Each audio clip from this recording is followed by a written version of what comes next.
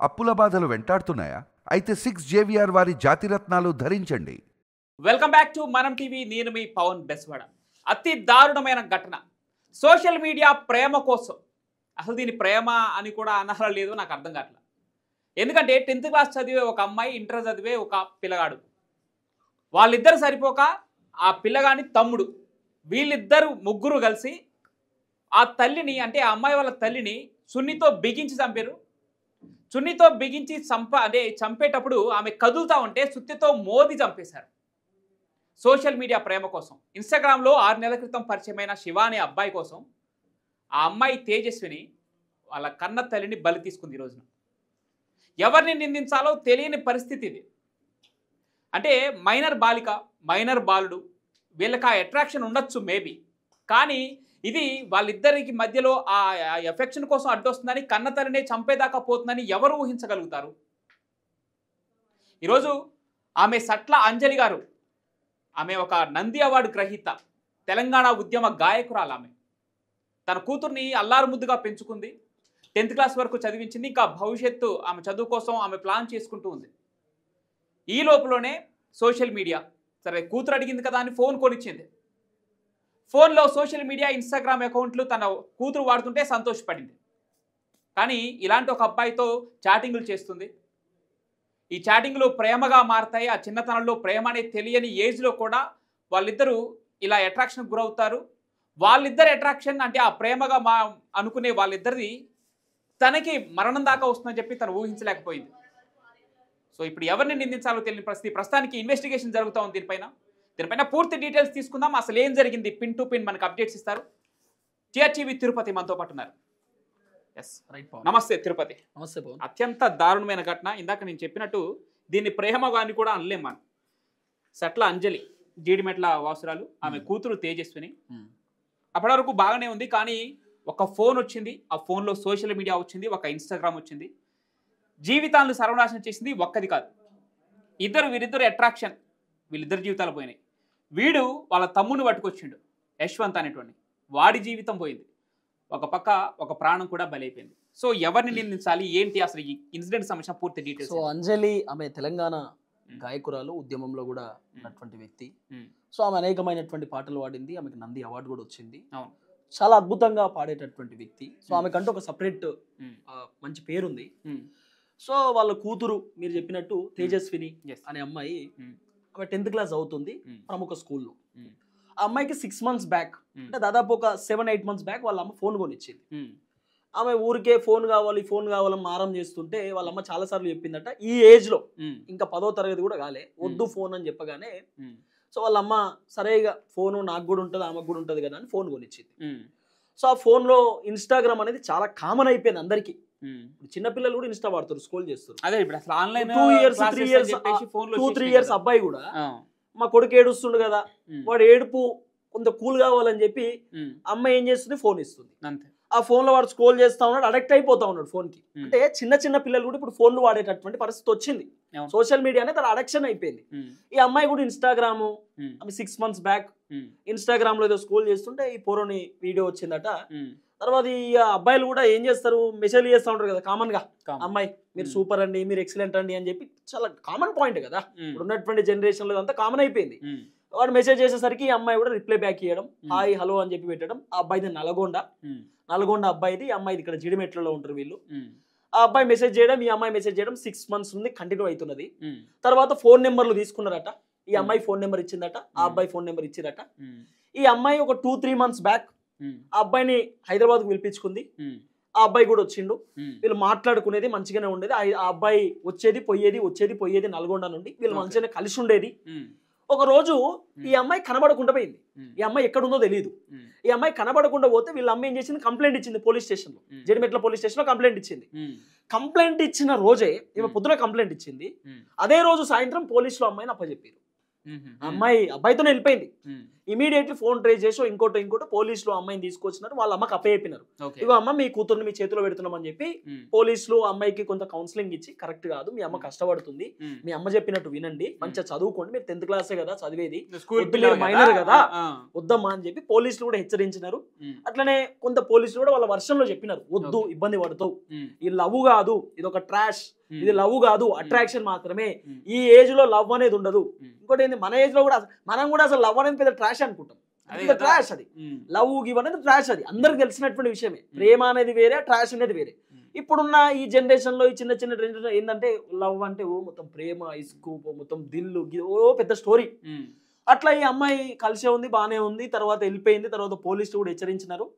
వాళ్ళ అమ్మ కూడా చెప్పిందట, నీకు పెళ్లి గిల్లి వద్దు, ఇప్పుడు చిన్న పిల్లవి, నువ్వు మంచిగా చదువుకో, మంచి అబ్బాయిని చూసి నేను పెళ్లి చేస్తా, నువ్వు టెన్షన్ పడకు, నీకోసం నేను అన్ని ప్లాన్ చేస్తున్నా అని చెప్పి వాళ్ళ అమ్మ అంజలి ప్రతిసారి చెప్పిందట తేజస్వినికి.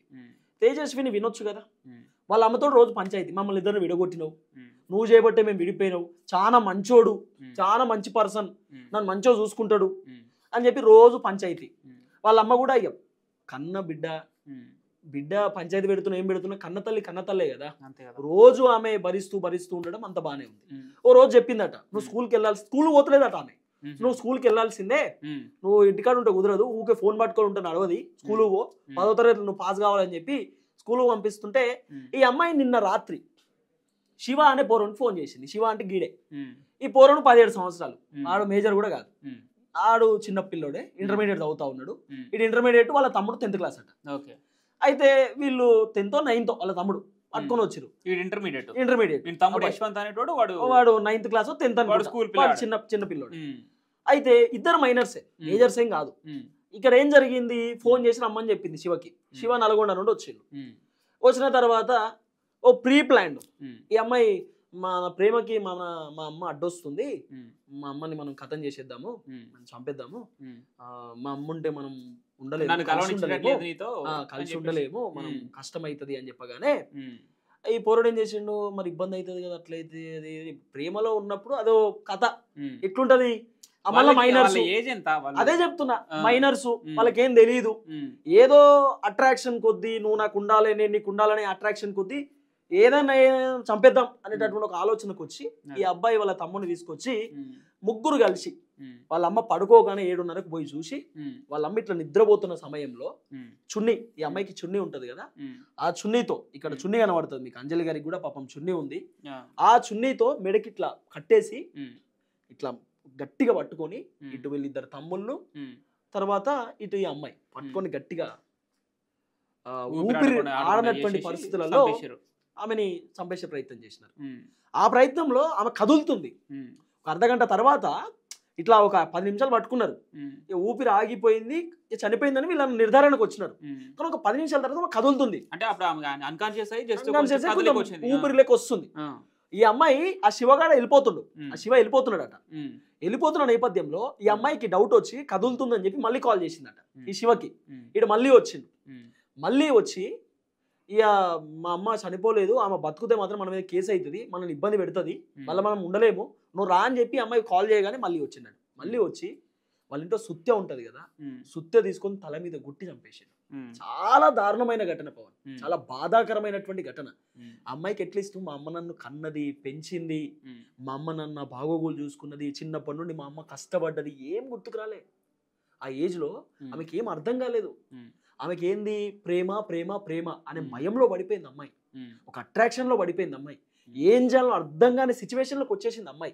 కానీ ఇటువంటి ఇష్యూస్ మాట్లాడుతుంటే నిజంగా అసలు ఏం చెప్పాలో అర్థం కాని పరిస్థితి. అంటే ప్రతిదీ సోషల్ మీడియాని మనం, అంటే మీరు ఏదో చెప్తున్నారు, సోషల్ మీడియా ఎట్లా చేస్తుంది అట్లా చేస్తున్నట్లయితే దానికి ఇదే కదా సాక్ష్యం. చిన్న పిల్లలు, మైనర్ పిల్లలు, 15 years బిలో వాళ్ళు ప్రేమలు, అట్రాక్షన్లు, సినిమాల ప్రభావం ఖచ్చితంగా ఉంది, మీకు కాదను. కానీ సోషల్ మీడియా చేతికి వచ్చాక, అంటే ఒక టచ్ ఫోన్, ఒక మొబైల్ ఫోన్, ఆండ్రాయిడ్ ఫోన్ పిల్లల చేతికి వెళ్ళిపోయాక అది ఎంతటి పరిణామాలకి దారితీస్తుందంటే తల్లిదండ్రుల ప్రాణాల మీదకి తీసుకొస్తుంది. ఒక మైనర్ బాలిక తల్లిని సుత్తితో మోది చంపే అంత ఘాతుకానికి ఒడిగట్టిందంటే ఈ సోషల్ మీడియా ప్రభావం. అట్రాక్షన్స్ ఖచ్చితంగా ఆ ఏజ్లో ఎమోషన్స్ కంట్రోల్ చేసుకోలేని పరిస్థితి వాళ్ళని నిందించడానికి కూడా లేదు. కానీ తెలియక చేశారంటే ఖచ్చితంగా తెలిసే చేశారు. అంటే చనిపోతుందని తెలుసు, చంపేద్దామని ప్రీ ప్లాన్డే కదా ఇదంతా. ప్రీ ప్లాన్డే. కాబట్టి కానీ అమ్మాయి 10వ తరగతి క్లాస్ రూమ్ బెంచ్ మీద కూర్చోవాల్సిన అమ్మాయి పోలీస్ స్టేషన్ కుర్చీ మీద కూర్చున్నారు. అంటే తెలిసి తెలియని ఏజ్ ఓకే, కానీ ఒక ప్రీ ప్లాన్ తో చంపేద్దాము అని ఆ కాన్సెప్ట్ ఎట్లా వస్తుంది? సినిమాల ప్రభావితం, సోషల్ మీడియా ప్రభావితం, వెబ్ సిరీస్ ప్రభావితం, ఇవన్నీ ప్రభావితం ఉంటుంది కదా. ఇన్స్టాగ్రామ్ ప్రభావితం, రీల్స్, ఈ మధ్యకాలంలో రీల్స్, సోషల్ మీడియాని నియంత్రణ చేయాల్సిందే పవన్. ఇక్కడ తేజస్విని తండ్రికి సంబంధించి ఎలాంటి డీటెయిల్ ఎందుకు బయట రావట్లేదు?